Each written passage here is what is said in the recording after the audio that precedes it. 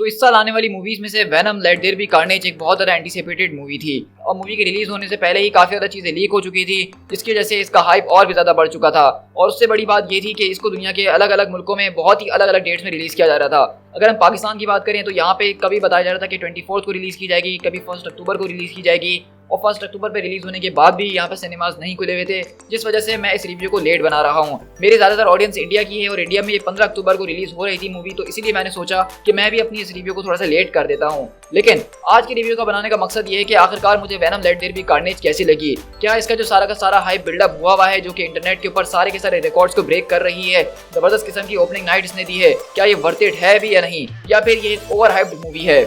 So guys, this is P tiger और आज की इस वीडियो में मैं आप लोग के साथ करने वाला हूँ Venom let there be Carnage का स्पॉइलर फ्री रिव्यू। तो चलिए बिना किसी और बात के सीधा इस मूवी का रिव्यू करते हैं।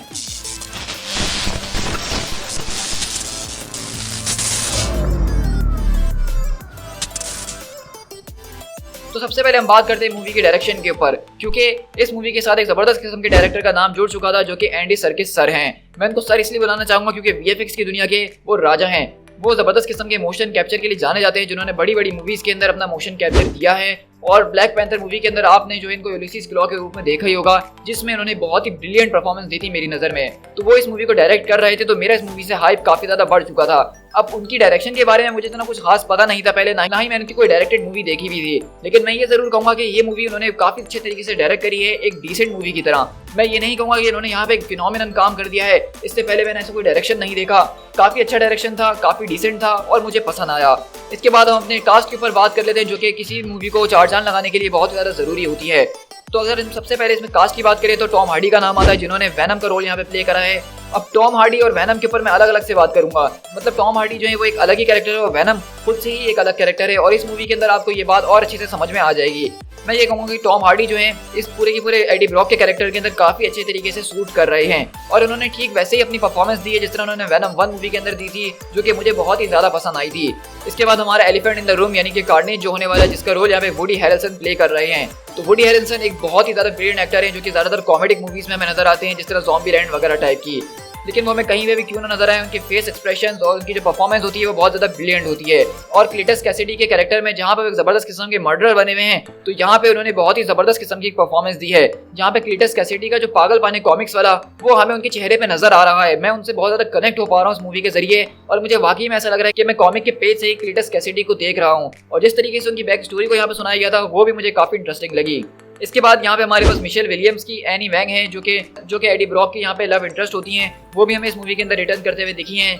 ऑल्दो उनका कोई इतना बड़ा खास इंपॉर्टेंट रोल तो था नहीं, लेकिन जितना भी उनका रोल था वो मुझे काफ़ी ज़्यादा पसंद आया। कुछ सीन ऐसे थे उनके जिसके अंदर हमें एक डिस्टॉल्जिक फील आ गई थी, जिसके अंदर मैं अपने रिव्यू एक्सप्लेन वाली वीडियो के अंदर आपसे डिस्कस करूंगा ही। इसके बाद नॉमी हैरिस ने यहाँ पे शरीक का रोल प्ले करा है, जो कि क्लीटस कैसिडी की लव इंटरेस्ट होने वाली है, और हमने देखा ट्रेलर्स के अंदर कि किस तरह उनके पास जबरदस्त किस्म की सोनिक आवाज़ की पावर है। तो इनका कैरेक्टर मुझे कुछ ज़्यादा पसंद नहीं आया। हाँ, ये था कि उन्होंने अपने हिसाब से बहुत अच्छी परफॉर्मेंस दी है, लेकिन इनके कैरेक्टर ने कोई स्टैंड आउट नहीं करा इस मूवी के अंदर। इसके अलावा एक और कैरेक्टर हमारे पास आता है स्टीवन ग्रैहम का, जिन्होंने यहाँ पे पैट्रिक मुलिगन पुलिस ऑफिसर का रोल प्ले करा है। अब इसके ऊपर मैं ज़्यादा बात नहीं करूंगा, बस मैं यही कहना चाहूँगा कि इनका मूवी के अंदर रोल काफ़ी ज़्यादा कम था, और जितना मैंने इनसे एक्सपेक्ट कर रहा था मुझे वो देखने को नहीं मिला। इसके अलावा हमें यहाँ पे मिसेस चैंग वापसी रिटर्न करते हुए नजर आई। एनी वैंग का नया बॉयफ्रेंड डॉक्टर डैन दोबारा से रिटर्न करते हुए नजर आया, जिसको हमने वेनम में भी देखा था, और इन सब की एक्टिंग काफ़ी ज़्यादा मज़ेदार थी। तो इस मूवी की कलर ग्रेडिंग के ऊपर थोड़ी सी बात कर लेते हैं। तो इस मूवी की कलर ग्रेडिंग के हवाले से मैं ये कहना चाहूँगा कि पिछली मूवी की तरह ही ये भी बहुत ज़्यादा डार्क मूवी थी। मतलब पिछली मूवी से मुझे थोड़ी सी शिकायत ये थी कि उसके सारे के सारे जो ज़बरदस्त किस्म के बैटल सीन थे वो सब नाइट के टाइम पे शूट किए गए थे, और वही जो मुश्किल है पूरी की पूरी वो इस मूवी के साथ भी है। मतलब वेनम का एक्शन वो बहुत ही ज़्यादा ज़बरदस्त था, लेकिन उसको जिस तरह से नाइट के अंदर यहाँ पे शूट किया गया है, तो उसकी वजह से बहुत ज़्यादा एक्शन जो है हम लोग देख नहीं पा रहे थे, और वो इतना तेज़ था कि हमारी आंखों के आगे से निकल जा रहा था और हमें पता नहीं चल रहा था कि ये हुआ क्या है। और इन दी एंड आपको ऐसा लग रहा था कि अंधेरे के अंदर कुछ आगे पीछे टेंटिकल्स चल रहे हैं। तो इस मूवी के अंदर अगर थोड़ी सी लाइट ज़्यादा होती है या फिर इसके एक्शन सीन्स को डे टाइम में शूट किया जाता तो बहुत ही ज़्यादा मुझे मज़ा आता।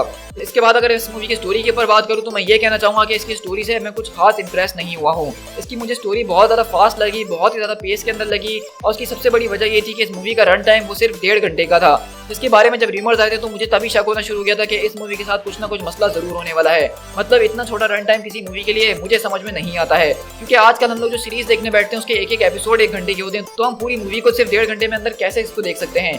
और यही वजह थी कि इसकी स्टोरी से मैं इतना ज़्यादा कनेक्ट नहीं हो पा रहा था। और मैं ये कहूँगा कि 1.5 घंटे के हिसाब से ये मूवी थी तो इसको बिल्कुल भी बोर नहीं करना चाहिए था, लेकिन इस मूवी के अंदर ऐसे पार्ट्स मौजूद थे जिसने मुझे बोर भी करा है। तो ये मेरे लिए एक बहुत ही बड़ा ड्रॉबैक है। मतलब एक मूवी जो कि 1.5 घंटे की ऑलरेडी, और उस 1.5 घंटे के अंदर भी मैं अगर बोर हो गया हूँ तो एक बहुत ही बड़ा पॉइंट है जो कि हमें ध्यान में रखना चाहिए। तो एक्शन जो था इस मूवी का वो बिल्कुल टॉप नॉच था। खासकर कार्नेज का जो एक्शन हमें यहाँ पे देखने को मिला, कार्नेज और वैनम की फाइट जो देखने को मिली, उसकी कोरियोग्राफी, उसका पूरा एक्शन सीक्वेंस वो मेरा फेवरेट था। मुझे इस पूरी की पूरी मूवी के अंदर सिर्फ इसका 3rd एक्ट ही सबसे ज्यादा पसंद आया, जिसके अंदर हमें वैनम और कार्नेज की फाइट देखने को मिली। इसके अलावा पूरी मूवी में मैं कहीं पे भी जो हूँ बिल्कुल हाइप नहीं हुआ, मेरा कहीं पे भी ऐसा इंटरेस्ट डेवलप नहीं हुआ कि मैं अपनी सीट छोड़ के थोड़ी देर के लिए खड़ा हो जाऊँ या अपनी सीट के एज पे आ जाऊँ। लेकिन इसका जो पूरा लास्ट सीन था, 3rd एक्ट था, वो ऐसा था जो कि मुझे अपनी सीट के एज पे रख रहा था, और वो सब इसके एक्शन की वजह से ही है। यहाँ पे मैं ये जरूर कहना चाहूंगा कि आर रेटिंग की जो कमी है वो कहीं ना कहीं हमें नजर आ रही थी, क्योंकि वैनम और कार्नेज ऐसे कैरेक्टर हैं जिनको आर रेटिंग के अंदर ही बनाया जाए तो वो ज्यादा मजा देते हैं। लेकिन ऑल दो यहाँ पे फाइट से मैं बिल्कुल सेटिस्फाइड हूँ, एक्शन से बिल्कुल सेटिस्फाइड हूँ, और मुझे उम्मीद है कि हम इसी तरह फ्यूचर में भी वैनम और कार्नेज के एक्शन को देखेंगे। तो इसके बाद चलिए हम बात कर लेते हैं इस मूवी की रेटिंग की, क्योंकि इस मूवी की रेटिंग जो है वो शायद वैसी नहीं होगी जिस तरह आपने एक्सपेक्ट की होगी। IMDb पे 6.6 मिले हैं और रोटेन टोमेटोज पे इसको 59% फ्रेश मिला है, और मैं इस मूवी को 10 में से 6.5 टाइगर्स देना चाहूँगा। मेरी इस रेटिंग को जो गिराने की सबसे बड़ी वजह है वो ये है कि इस मूवी का रन टाइम एक बहुत ज़्यादा शॉर्ट रन टाइम था, और इस छोटे से रन टाइम होने के बावजूद भी इस मूवी ने मुझे बोर किया है। अब वो थोड़ा बहुत ही सही हो, लेकिन इस मूवी को मुझे बोर नहीं करना चाहिए था, क्योंकि ये ऑलरेडी छोटी थी, इसके अंदर चीज़ें पहले ही फास्ट पेस में जा रही थी, उसके बावजूद बोर करना ये मेक सेंस नहीं करता है। तो इस मूवी के अंदर कमियां तो बहुत ज़्यादा हैं, जिसको यहाँ पे जो है इसके पूरे के पूरे हाइप के जरिए कवर करने की कोशिश की जा रही है।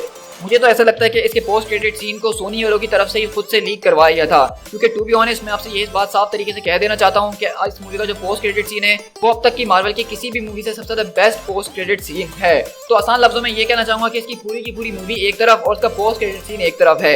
मतलब इसका पोस्ट क्रेडिट सीन इतना ज्यादा शानदार है कि उसकी वजह से इस पूरी की पूरी मूवी को जान मिल रही है, और शायद उसी की वजह से इसकी इतना ज्यादा चर्चा हो रही है। तो सोनी वालों ने शायद इसको जानबूझ के खुद से ही लीक करवाया था, क्योंकि वो जानते थे कि शायद इनकी मूवी इतना अच्छा परफॉर्म नहीं कर पाएगी, और इस लीक के जरिए मूवी का हाइप बना रहेगा। मैं किसी पे इल्जाम नहीं लगा रहा हूँ, मेरी सिर्फ एक थ्योरी है, लेकिन अगर सोनी ने किया है तो ये इन्होंने बहुत ही अच्छा किया है, क्योंकि हम नंबर्स को ऑलरेडी देख सकते हैं कि किस तरह से बॉक्स ऑफिस के ऊपर वैनम 2 जो है बहुत ही अच्छा परफॉर्म कर रही है।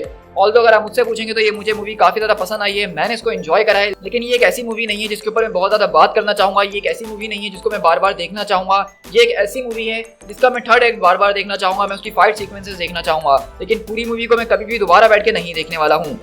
सो गाइस, इसी के साथ आई होप कि आपको मेरा स्पॉइलर फ्री रिव्यू वैनम 2 का पसंद आया होगा, और मुझे उम्मीद है कि मैंने कुछ ज़्यादा नेगेटिव नहीं बोला होगा। जो चीज़ मुझे इस मूवी को देख के फील हुई है, मैंने अपनी फीलिंग्स आपके साथ शेयर करी है, ना कि मैंने इंटरनेट और सोशल मीडिया के प्रेशर में आके वो रिव्यू बना के आपको दिया है जो कि आप हर कहीं पढ़ रहे हैं। मतलब सिर्फ तारीफें और बॉक्स ऑफिस के नंबर्स। तो आई होप कि आपको ये वीडियो काफी ज्यादा पसंद आई होगी मेरे इस ऑनेस्ट रिव्यू के ऊपर। तो मैं चाहता हूँ कि आप लोग कमेंट डाउन करके मुझे अपना रिव्यूज बताइए कि आपको ये मूवी कैसी लगी है, और इसके साथ मैं ये भी चाहता हूँ कि आप कमेंट्स के अंदर मुझे बताइए कि आप इस मूवी को 10 में से कितने नंबर देना चाहेंगे, और मैं आप सबके कमेंट्स को जरूर पढ़ूंगा।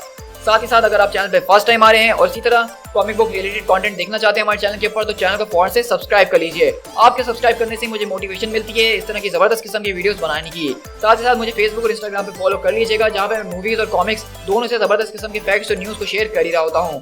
सो guys, this is Pete Tiger. मिलते हैं अपनी किसी और वीडियो के साथ। Till then, thank you so much.